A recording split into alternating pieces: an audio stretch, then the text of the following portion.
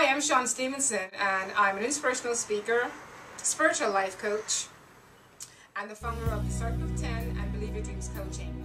And I'm here to do one thing. My mission is to inspire you to remember who you are so that you can manifest your dreams and impact the world with your greatness. And I hope you take on that challenge to impact the world. Dreams are possible. Believe them, take action, and see what happens. Hello world and whoever is watching me right now. I'm about to share with you my life story in bits and pieces. I can't tell you the whole thing in 10 minutes, but I'm going to try to share with you where I started, where I began. My life began as a miracle.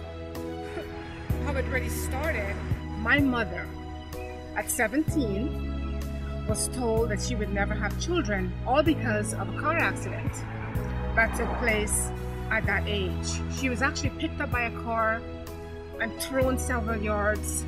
Her feet was broken, her head was mangled. I mean, she tells me this story today and I'm still queasy at what happened to her. And the thing is, she was delirious for months. They thought she wouldn't make it, that she wouldn't come back. The thing about it is, my mom is still here, and I so wanted to be born that I showed up, and I'm here as a miracle child to tell you that all is possible. I believed in the dream when I was 9 years old, the year 1978. I remember distinctly. If you could go back to the time when Jim Jones, if we remember him, he was the man that came to our country, South America, the country Guyana, and brought several people, and over 900 people died. But I remember in that moment, as we heard the news, I figured out, you know what, I want to come to America. I want to be in that place that got the news before we got it. I mean, we got the news about Jim Jones 3 days after it all happened. Fast forward to when I was 17, I decided to go ahead and get me a passport, because if I don't get a passport, how am I going to travel? So I got a passport at 17 because I didn't need a signature of my mom and my dad. At 20, I went to the embassy, the US immigration, and asked for a visa. You had to write an application. They did an interview with you to see whether, you know, you come back to the country or whatever. I wanted a vacation. So I got up there and they looked at me and the guy said, you're not coming back. You're young. You're not going to come back to this country, are you? I said, yes, I would. He said, but for right now, we're not going to give you a visa. So I left there despondent. And it turned out a few years later, I think I was 20, 21, at 22, I returned. But before I returned, this is what happened. I was so, determined to do this, that I had another person who told me that they can help me. There was a gentleman who said, I can help you get a visa. It was all a hoax, it was all a lie. It wasn't true. He robbed me, robbed my family. I bought tickets thinking I was going to be traveling. It didn't happen. But fast forward to the year 1993. And as that year happened, it started whereby different events showed up.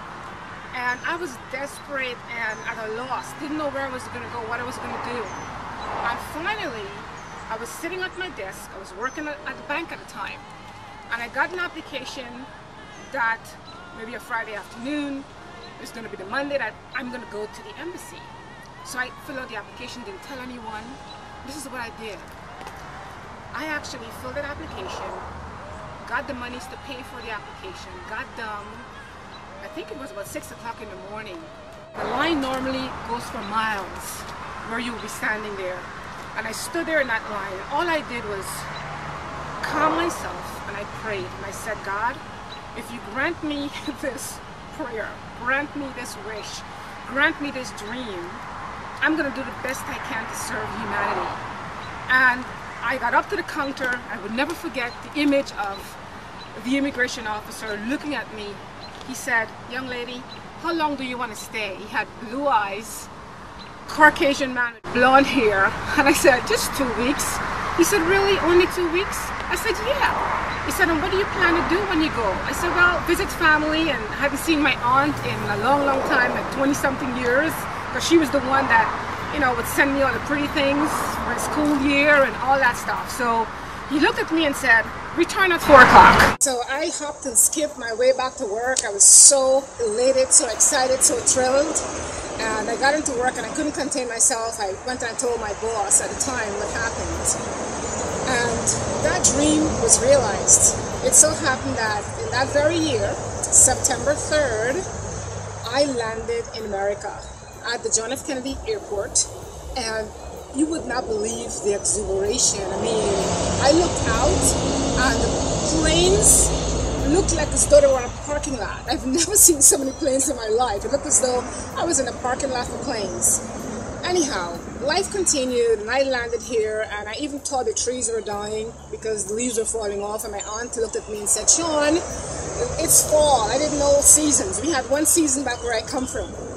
And I jumped to the year of 2000, or you know what, let me back up a little bit. Jump to 1998. Remember, I got to the embassy, I got a 5-year multiple visa, and I got here, had no intention of returning home until I became an American citizen, got my residency. So guess what? I got on to working. I became a nanny, took care of 5 children for a doctor and his wife. Crazy job, worked crazy hours. But you know what? I learned the culture. I learned what America was all about. I learned how to really navigate the system. I wasn't a driver, I learned to drive. There's so many things I learned in those young years. I was 22 years old. So now you know my age. And the point was, 1998 was pivotal. That was the year that I was able to return to my country for the first time. So fast forward to that year, I moved to 2007, okay? 9 years later. Seems as though 9s are big in my life. 9 years later, I actually walked away from a 10-year career at the insurance industry. I left the nanny job, I worked in the insurance industry. I walked away in 2007, and actually this house that I'm sitting at was bought in 2005. And what's amazing was this: I stepped out on faith, believing in a dream that all was possible, that nothing was impossible, that I wasn't going to live working for, you know, $1 and here comes a paycheck to paycheck, and I couldn't do that anymore. So I stepped out believing that I can really build my own life and become an entrepreneur, and I did that. It so happened that it wasn't as easy as it all cracked up to be on paper. So I'm going to fast forward. 2009.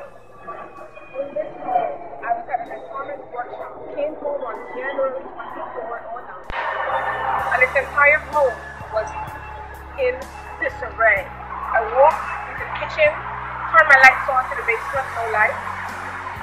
I walked into the living room, I heard this hissing sound. Water was on the floor, my mom's bathroom was on the floor, the walls were wet, soaking, my porch that adjoins the empty room was like a swimming pool. Everything was destroyed, and guess what? A week earlier, I had put my house up for sale. I was going to move to California. It so happened that I wasn't supposed to be, alright? A friend of mine was sitting in the driveway. I found the torchlight. I had to find the main to turn it off. I had to really think quickly. I ran down the stairs, stepped into about 6 inches of water, and found the main, shut it off. I head back up the stairs, had no idea. My whole life was just hanging in a balance. I didn't know what I was going to do. I had no idea how this would become. But it so happened that in that moment I knew that I had to release and let go and allow what was bigger than me to take over. It's just been 3 years. I can tell you what, life is amazing, it's incredible. I can't get into the details right now of all that happened, but I'm going to say this to you. Never, never, never give up on your dreams. Never, ever, ever do that. Keep believing, keep trusting, knowing that if you step into the game, step into life, happen to life, it's possible for you every single time. And that's what I did. So if you're watching this, I'm going to ask you to please vote for me, because this is a competition, and I really want to be able to spread the word of inspiration across this planet so people know all is possible, dreams are possible, and if we believe them and take the steps of inspired, bold action, it can happen for you too. Thank you so much.